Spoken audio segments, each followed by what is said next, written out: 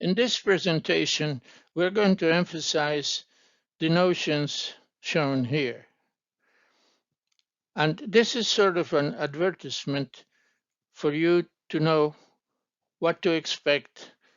And if you do not understand some of these terms, then it will facilitate your attention to what is going to be illustrated. Many of these notions are disseminated across companion websites. In this instance, we are going to be speaking of a believe it or not story, which is included in the Clinical Eye Openers website. Here is a website dedicated to terminology.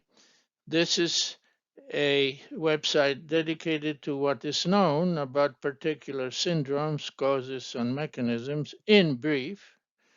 This is a database concerning teratogens, and then this speaks of our program, in particular implementations in Ukraine.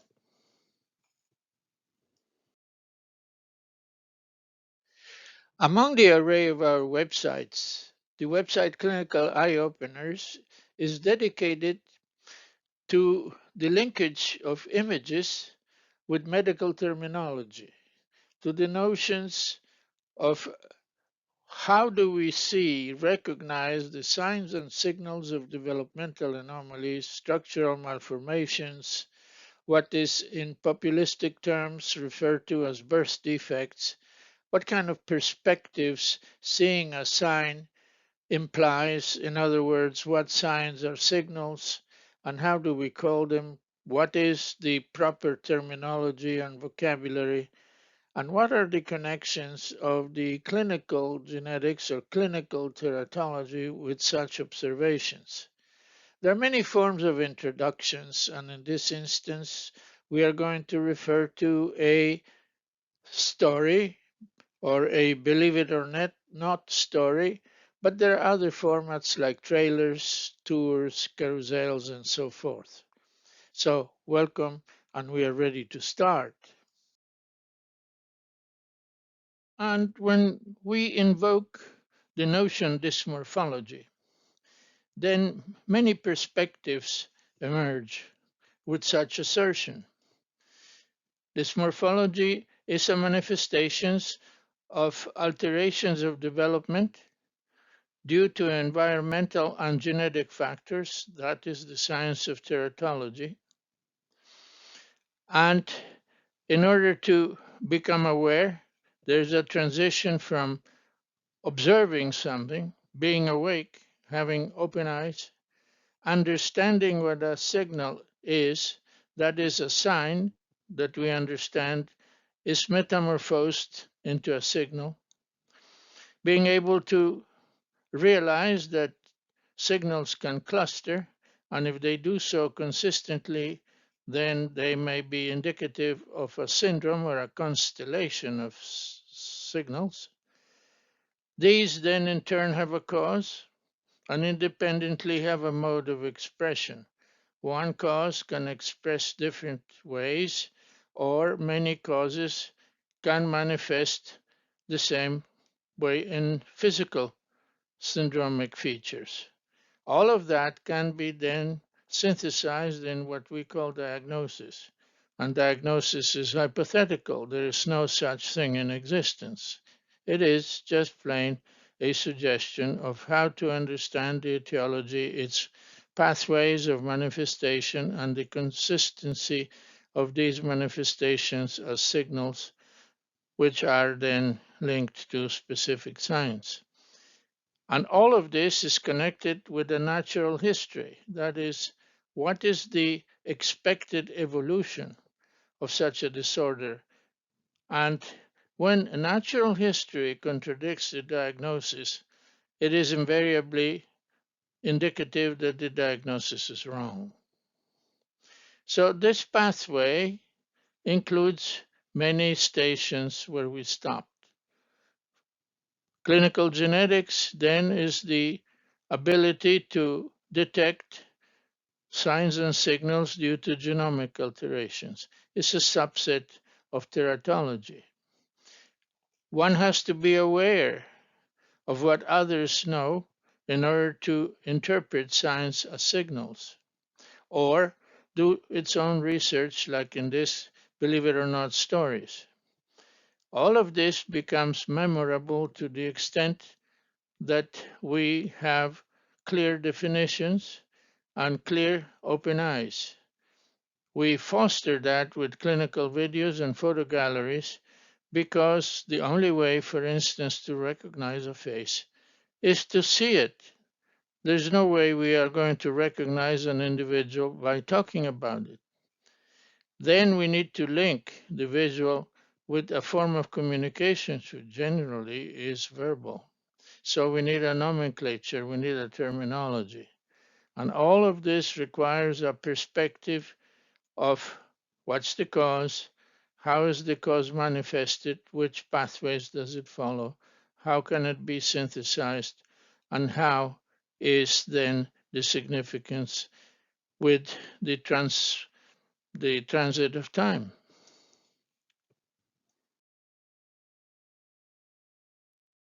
So the operative minimalist terminology we're going to be emphasizing here is somewhat arbitrary because in other presentations an emphasis can somewhat change.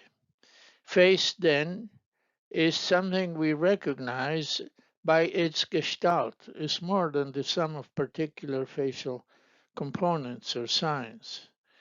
Facies are faces that we already understand, are familiar with, and is a shortcut frequently used in medical terminology. Sign then is what can be perceived physically or mentally. Signal is an implication of a sign, its significance, its understanding. When we understand a sign, then it becomes a signal. Syndrome refers to repetitive clusters of concurrent anomalies or features. Etiology is the main cause triggering a particular pathogenesis. That is, the mechanism of expression of alterations, and in dysmorphology we focus in particular alterations of embryogenesis and fetogenesis. Diagnosis is a process of synthesis of the above. Diagnosis very often is unproven, it is hypothetical, and it has to be compatible with the old term natural history. I'm aware that natural history is a term no longer in use, but I find it useful for these purposes.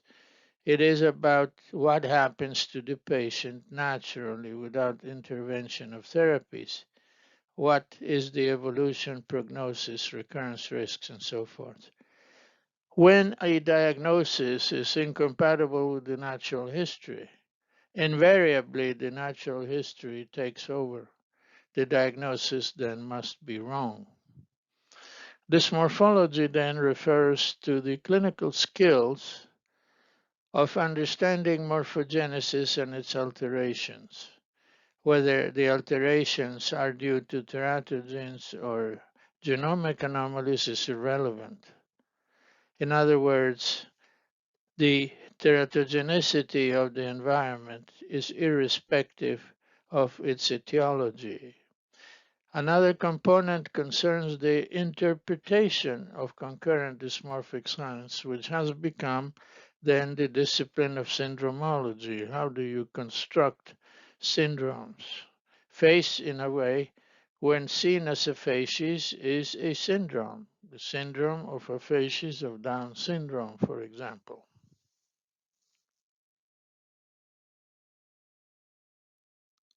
So we'll start with some images. Is it aphasia?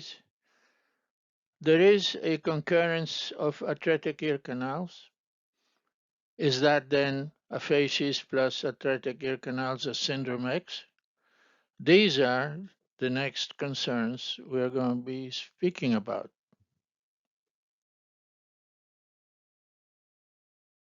So here's the first patient. Is it aphasia?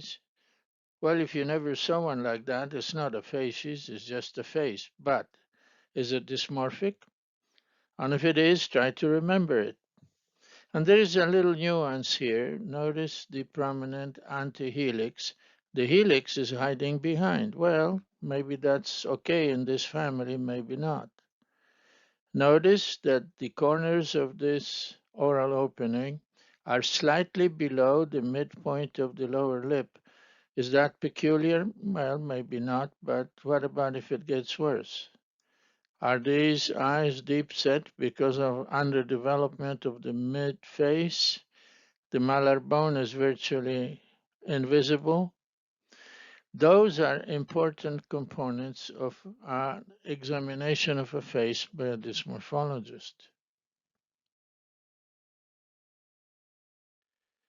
And soon after we see this face, and does it remind us of anything in common with the previous one? Well, here we see an antihelix again. We see deep-set eyes. We see a protruding mandible because the maxilla is not fully developed. And we keep going to the clinics and patients keep arriving. And here is an antihelix illuminated. The helix is hiding. The same here, the malar bone, the midface. But all of these 5 patients had problems with the ear canal. How likely is it that you're going to see 5 instances of this particular concurrence or combination? I don't think it's very likely. So obviously this then rings bells. Is this a biologic entity of some sort? These are unrelated 5 patients living far from each other. To recapitulate, by the time we accrued the experience with this number of patients, we were convinced that we were dealing with a facies, characteristic face, flat mid-face, underdeveloped mid-face, the maxillary and malar. And this then was conducive to a prominent jaw or mandible. And the external ear, present as it was somewhat characteristic because the antihelix was more prominent than the helix, and because the ear canal, the external ear canal, was either atretic or stenotic. It called our attention that when an atretic or narrow ear canal is observed, in most instances the auricle is not developed. In general, it is severely malformed or entirely missing. And furthermore, these patients had many other signs of dysmorphisms that we are going to mention in a minute or so.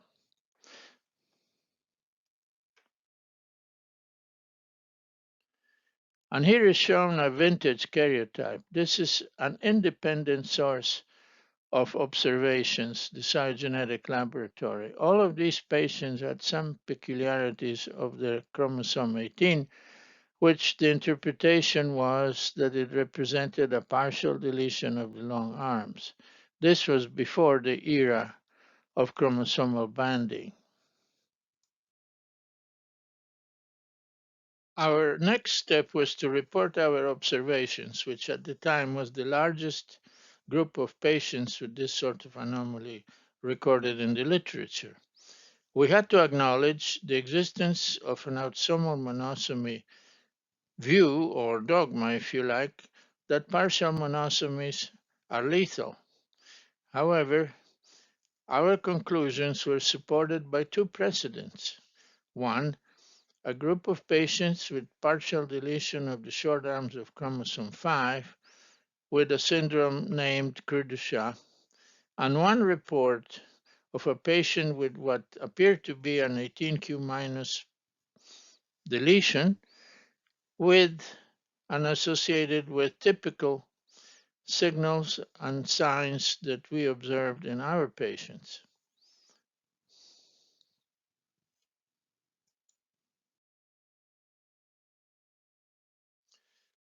Here is a clinical summary of the dysmorphic signs and signals we recorded in 6 patients that we summarized in this table. I will not read this table for you. You can stop the motion and do so, but I will call your attention to the feature of horizontal nystagmus, generalized hypotonia, and incoordination of these patients, which was virtually universal.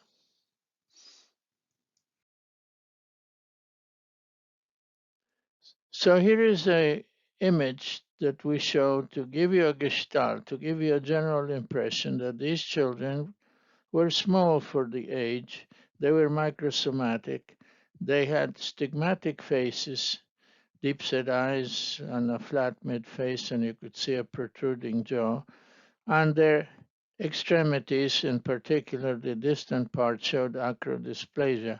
You could see that the outline of this foot is clearly abnormal. We have malpositioning of the toes, and there's a vertical talus, and so forth. It could be, in a popular way, described that they had proximal implantation of the thumbs, that the fifth fingers were rather underdeveloped and had a curvature or clinodactyly. And you could see that these terminus were rather unusual. And that again led us to pay attention to the dermatoglyphics patterns, not only of the patients, but also of the siblings and parents.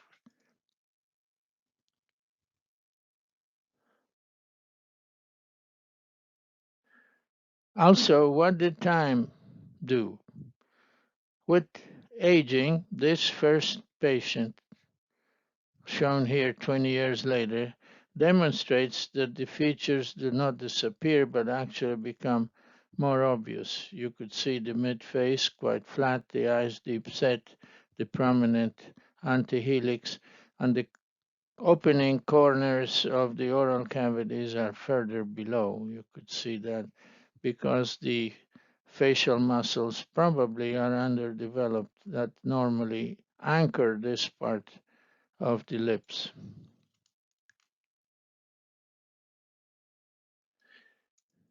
Here is a composite of what we and others observed in the context of the 18q minus syndrome, morphogenesis, dysmorphogenesis. You could see that here to the midfacial hypoplasia is added nystagmus. And here, for instance, long palms, flat, thinner area. And then, of course, that led us to the dermatoglyphic study and so forth.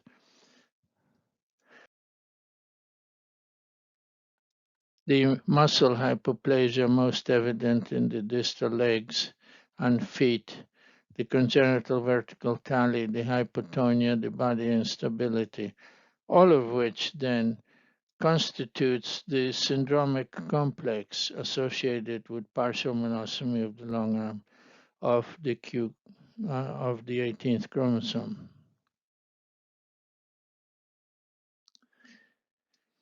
So now that we are convinced that we have a syndrome, the 18q minus, it is time then to add some perspective and a human history to this.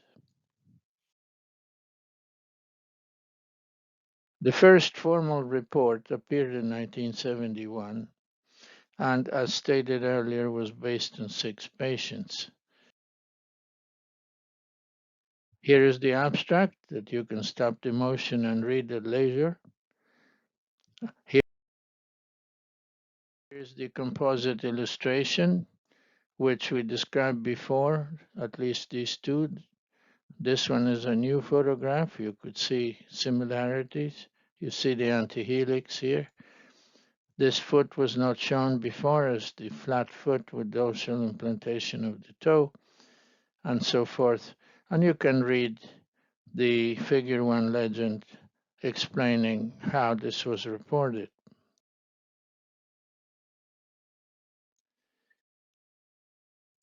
Shown here is palmistry, the long-standing fascination of humans with chiromancy. How can you predict through these features of the carved skin, dermatoglyphics, glyphos, how can you predict the future? And indeed, biologically, this has meaning, but it was not known for another 2 centuries after this was published. It was the genius of Francis Galton to publish fingerprints. Here are his four fingers and thumbs on the left and four fingers and thumb on the right. And he is known to be the father of statistics, one of them. He developed methods and classifications that evolved into what became known as dermatoglyphics, a term coined by Harold Cummins, who was another pioneer of these investigations. So, what did we do? Well, we studied this in the 18Q minus set of patients, their brothers, sisters, parents. Why? Because dermatoglyphics are established before the 15th week of embryogenesis. The patterns are unique to each individual and reflect genetic and teratogenic impacts. And most importantly, they are immutable throughout life. They don't change with growth or with aging. So they are very useful markers for teratogenic impacts. And what did we do? We created formulas to express the intensity of expressions of the volar ridges on the fingertips, and you could see that here are the patients and that their complexity outscores those of their parents and siblings. You could see, just as a comment aside, that there are very little differences between twins. Here is a set of twins, here is a set of twins, here is another set of twins. So in other words, they're distinct. Here is a control group and a mid-parental score, and we could see that their children distribute on the sides of the mean parental score. The same is true for the SIBs of our patients, but our patients cluster on the left of the mid-parental score. So again, this is one way how dermatoglyphics can be useful to analyze a relatively small number of observations. As before, and in the interest of brevity, I'm not going to read what's written here. You can stop the motion and do so.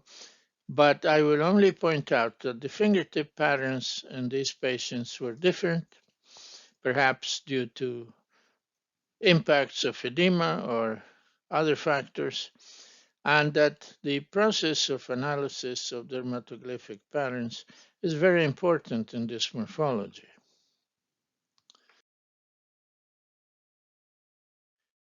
And now I would like to make a comment under the rubric of human history. I met TS, one of the patients, when he was 5 years old, and he came to see me for the next 20 years. Naturally, such visits by him and his parents evolved and grew into a strong bond of our small group. And when TS died unexpectedly after a replacement of a mitral valve, the tragedy and the stress, etc., led to the conclusion that perhaps TS could make one more contribution to medical sciences. So it was decided that his brain should be analyzed by a set of experts. The epilogue of this story is that TS now rests in peace, not far from the site of his visits over 20 years. I want to underscore that such bonding between families, patients, and clinicians generally are very fruitful.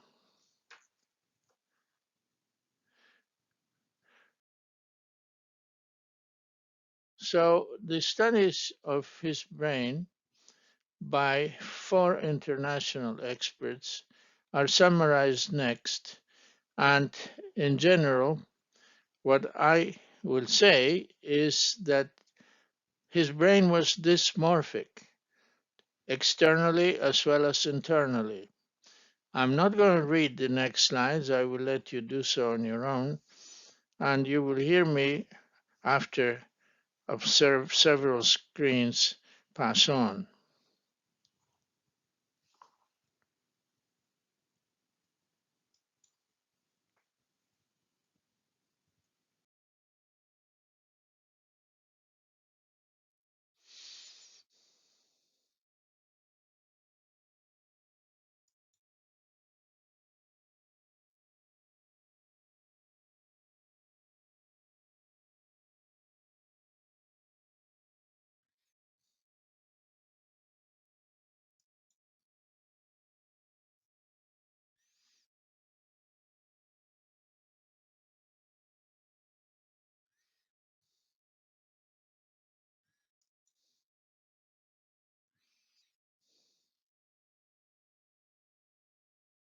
And before we complete the show of the illustrations of the brain investigations, I like to make a comment on the cerebellum. We mentioned previously that these patients had instability, they had problem with coordination and hypotonia, and those symptoms and signs may relate to the findings in the cerebellum.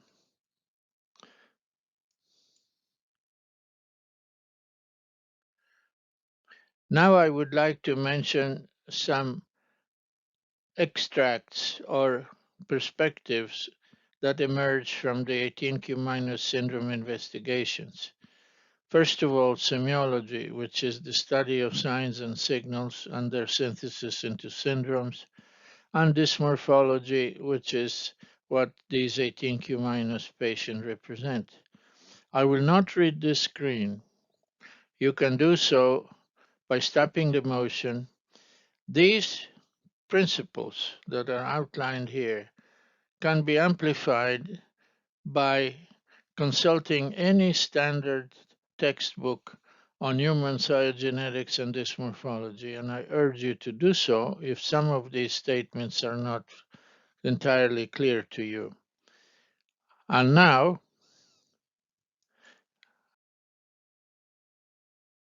and we have reached the end of this believe it or not story. On the left is shown an index of key terms and notions that we touched upon.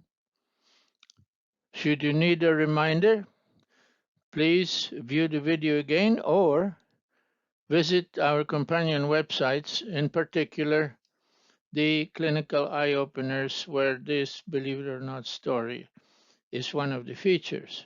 But you can visit the Pandora Word Box for Terminology, or EBIS, which stands for International Birth Defects Information System, and look up certain components of this index. So thank you very much for your attention. Please visit us again soon.